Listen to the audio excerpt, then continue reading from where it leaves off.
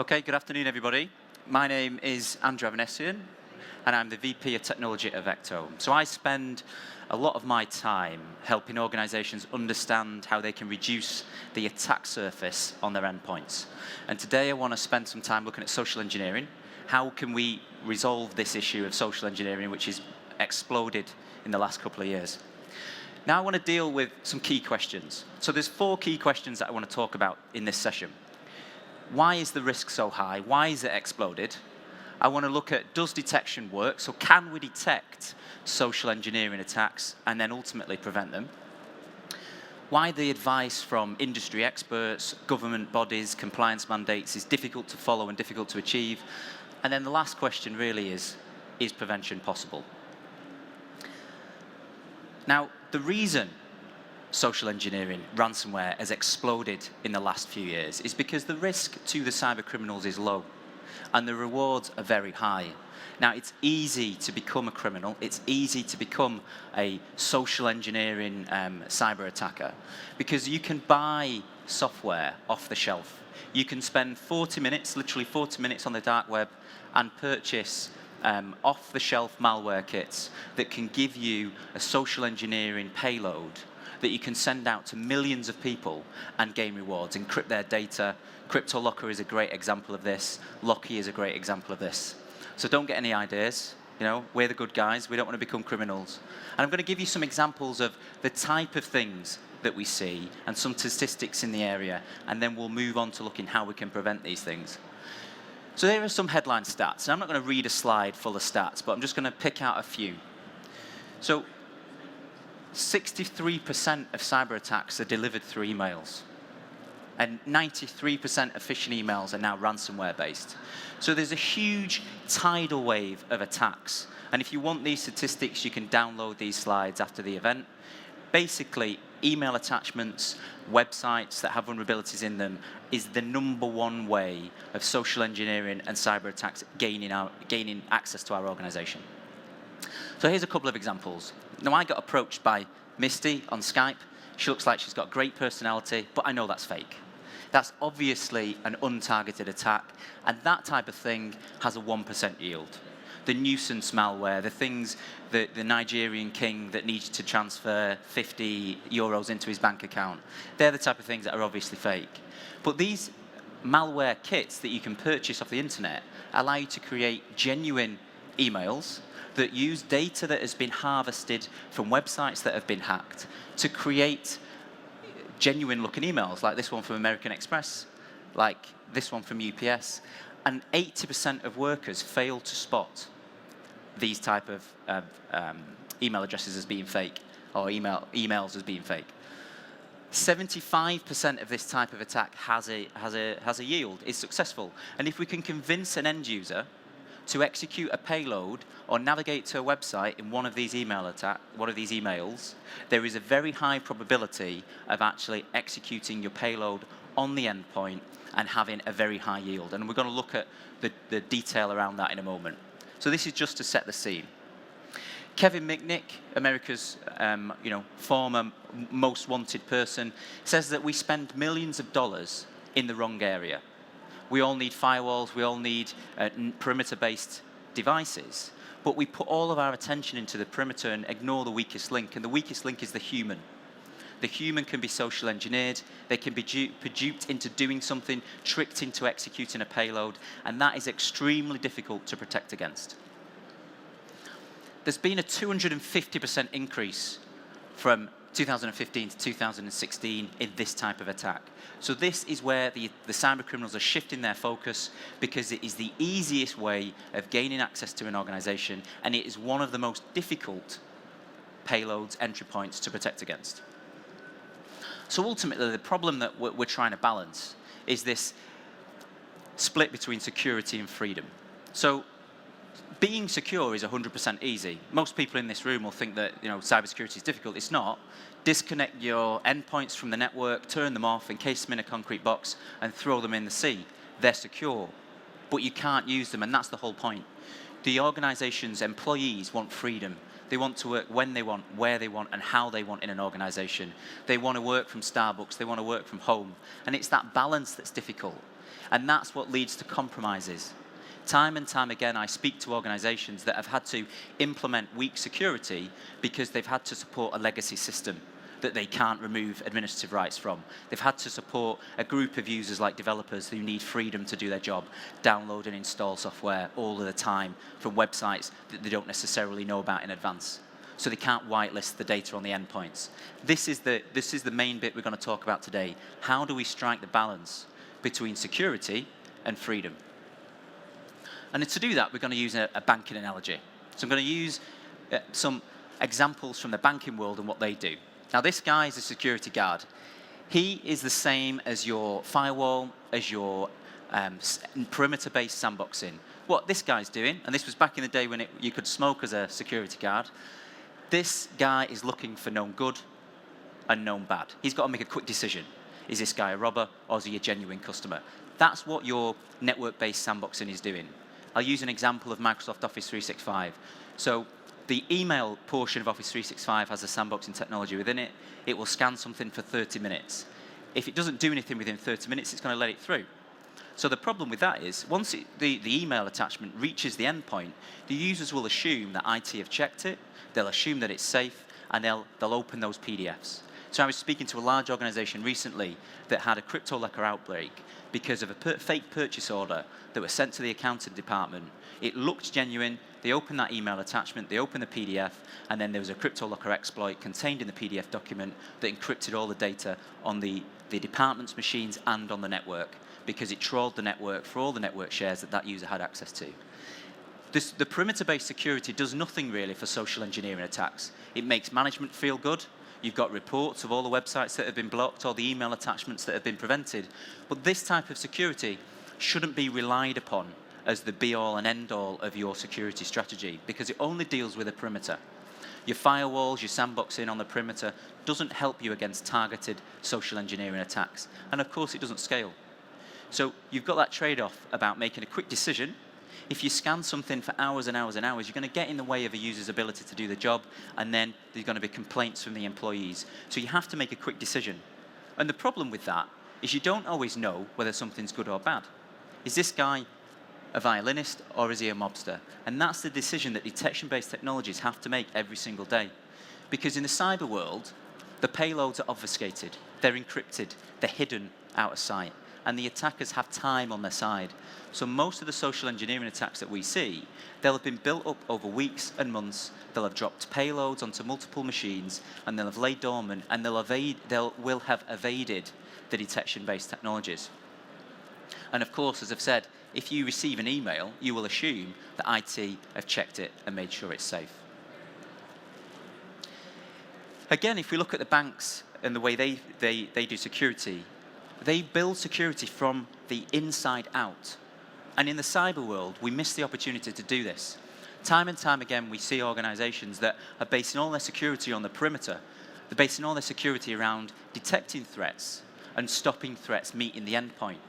But in the cyber world, once you reach the endpoint, if you can trick a user into executing something, you have probably a 95%, if not more, chance of that payload being allowed to execute, because we leave our endpoints weak. We don't use this approach. We don't build our security from the inside out. If you think about what the cyber criminals are trying to do, they're trying to get access to your endpoint, because your endpoint's where your data's stored, your endpoint's where your data's accessed, and ultimately, it's where the users are, the users that can be tricked. So banks understand this, and they build in layered security. So if you walk into a bank's vault, you don't find all the money piled up in the middle of the floor with everyone having access to it.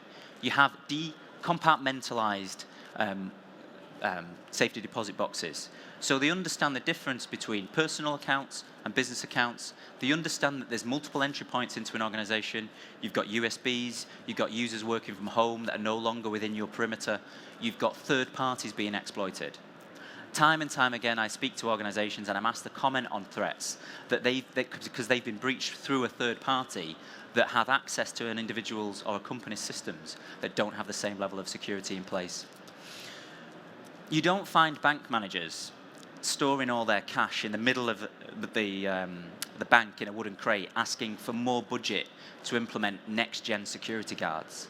But that's what we do in the cyber world time and time again. You'll see lots and lots of vendors in this hall that talk about next-gen detection, artificial intelligence, deep machine learning, and trying to shorten the time between detecting a threat and acting upon it. What we need to do is think about how we reduce the attack surface. Just like the banks think about building security around their core asset, the money, we need to build security around our core assets, which is the endpoint. When I say endpoints, I'm talking about desktops, laptops, and servers. So if we ask our question, does detection work? The short answer to that is no. And the reasons for that are tenfold. Attacks are difficult to identify. The attackers have the advantage. They have time on their side. They don't have change management windows. They don't have to support legacy systems. They don't have to worry about staff that need extra rights to systems to have flexibility. There's lots and lots of statistics we can talk about here that will kind of paint the picture. So 99% of MD5 hashes are seen for 58 seconds in the wild. There's only 3% overlap between the anti-malware vendors, between McAfee and Symantec. 5 new threats a second. It's a ridiculously complicated and huge task to stay ahead of the attackers. They have the advantage, and we as IT security professionals act slowly. There's lots of next-gen detection technologies out here that claim to be 99%, 95%, it really doesn't matter. It only takes one threat to hit your endpoint to cause a major breach.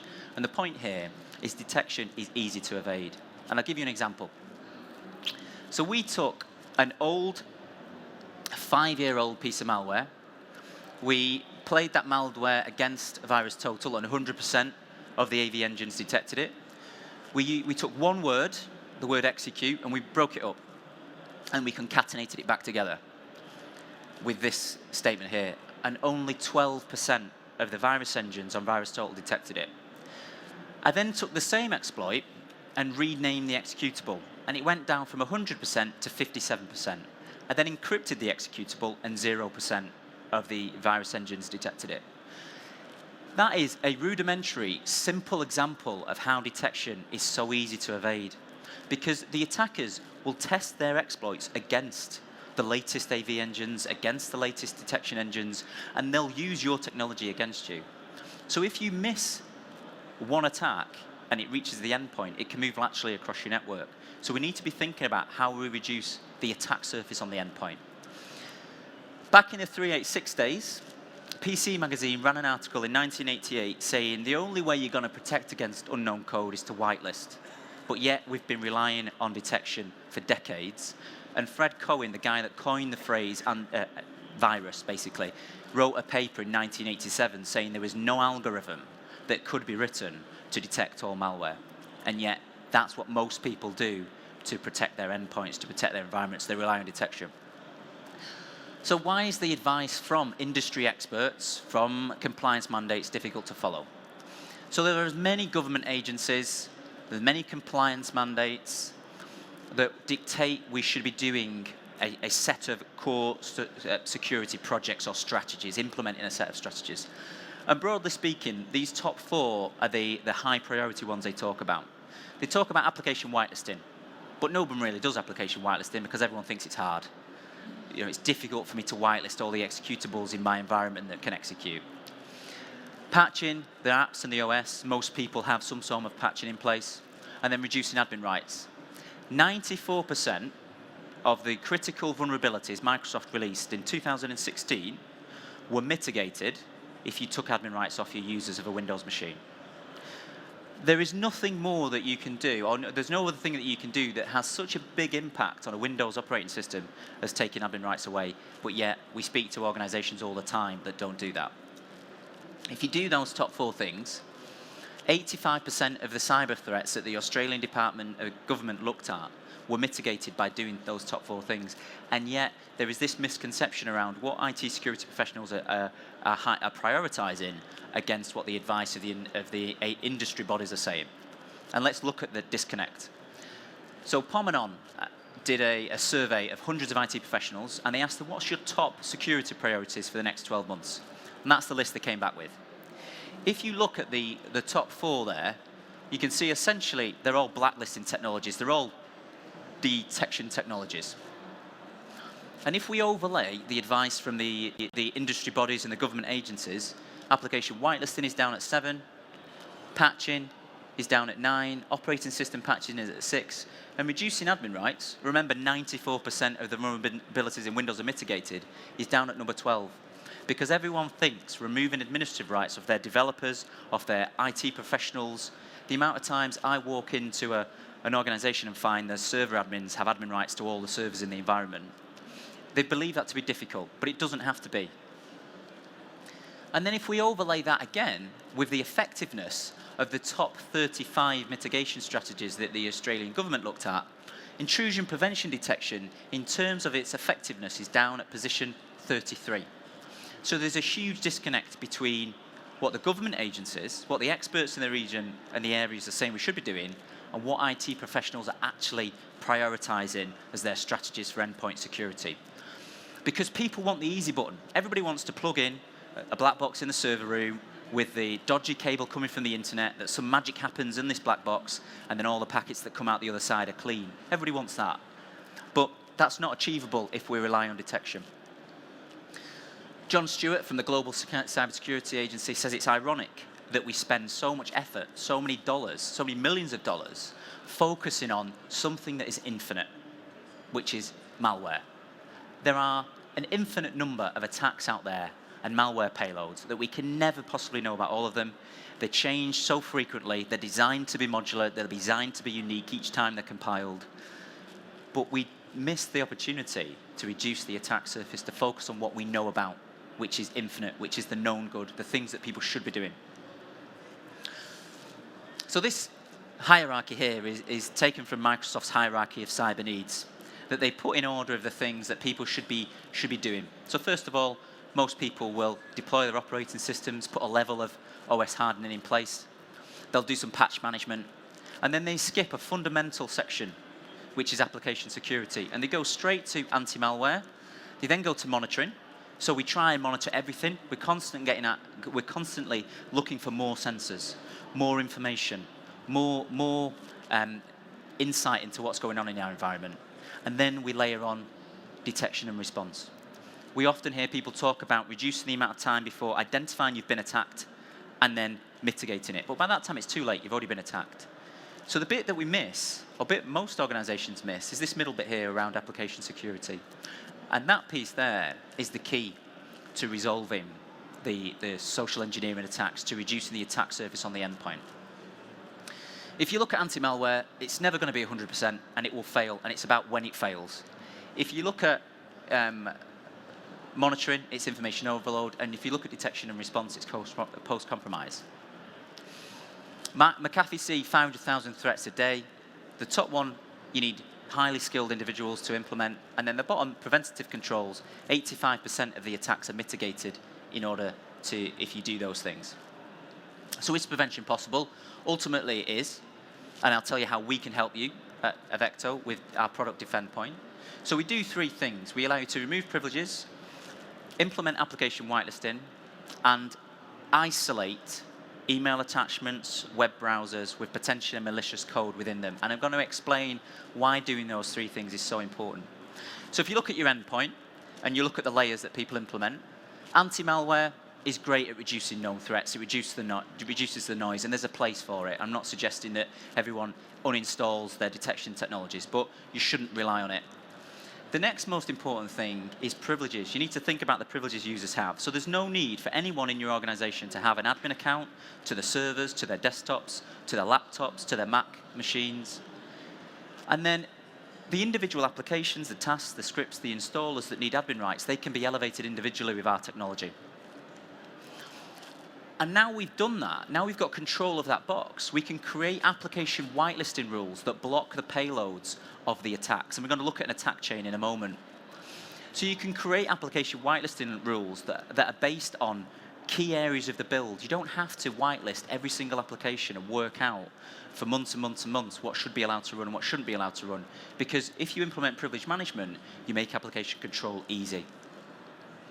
And then what you're left with are zero-day attacks, are trusted applications like Internet Explorer, like Adobe PDF Reader, that might have a zero-day vulnerability in them, that might have a payload embedded in them, that we can run inside of an isolated sandbox. So even if they execute on the endpoint, they don't have access to the user's data, they don't have access to the network, they can't save to the disk, the user's allowed to view them, read them, print them, but they can't execute the payload because they're isolated inside of a container.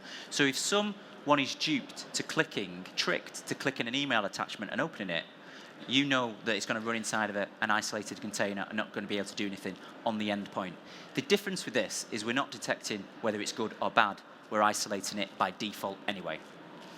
And then if you look at the vectors that are mitigated by doing those things, anti-malware mitigates known malware. That's all it ever does. Next-gen malware, artificial intelligence, it's looking for what has gone before, it's looking for what it knows about, whether it's indicators of compromise, indicators of attack, or known malware, it's looking for what it knows about. If something's new, something's different, it's not going to detect it.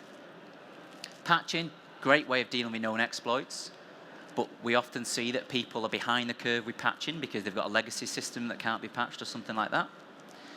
And then if you look at least privilege, if you take admin rights off your users within your environment, whether they're server admins, developers, network engineers, doesn't really matter, you mitigate the privilege escalation-based attacks. So past the hash attacks in Windows, you can't exploit if you're a standard user because you don't have the privileges to export the hash of the password. You can't install a rootkit, you can't disable your security software. If you've got an admin account to a Windows machine, there's always a backdoor in, there's always a way around of disabling something. If you look at application whitelisting, it deals with unknown payloads. So if an attacker can't drop its payload to disk and can't execute its payload, and 95% of malware has a payload it has to drop to disk, then it can't execute its attack. And then if you look at content isolation, that deals with 0 days, that deals with fileless malware. Someone sends you a Word document as an attachment, it's got a macro virus in there, content isolation deals with that. It tries to execute PowerShell, so trusted whitelisted operating system function, tries to encrypt your data using PowerShell. Again, it's going to be inside an isolated container and not be able to do that. And then if we look at an attack chain, broadly speaking, an attack chain boils down into these 4 areas. Number 1, they're going to try and drop a payload. Number 2, they're going to try and access the rights of the individual. Number 3, they're going to try and steal your data. And number 4, they're going to try and exploit whitelisted tools within the environment. If you take privileges away, then you disrupt 2, so you don't have the access rights to embed itself in the operating system, to move laterally across the network. If you implement application whitelisting, you can't execute your payload. And then if you implement content isolation or sandboxing, if you want to use that term, then you can't steal the user's data because you're running inside an environment that doesn't have access to the user's data. And then you can't exploit whitelisted tools as well because they're running inside of an isolated container and you don't have access to those tools. And again, that's backed up by Gartner saying you should reduce the attack surface on the endpoint. And if you take one thing away from today, is that detection cannot ever be 100%. And we always miss the opportunity to reduce the attack surface on our endpoints. And that's where the focus should be. So if you look at what we do, we describe to customers this sliding scale of security. So at 0, everyone is an admin. Unknown code is allowed to execute. The amount of machines where unknown payloads are allowed to execute is phenomenal. Unknown content's allowed to be opened. So if you open a PDF attachment, people need PDF, people need IE, people need Word. Well then, what if they've got a payload in there? That payload's going to be able to execute. Ransomware and malicious software is allowed to execute. Security policies can be easily bypassed. So again, if you've got an admin account, a Windows endpoint, or in a Mac, there's always a backdoor. There's always a way around of disabling something. And then you've got no control over software. So that's position 0.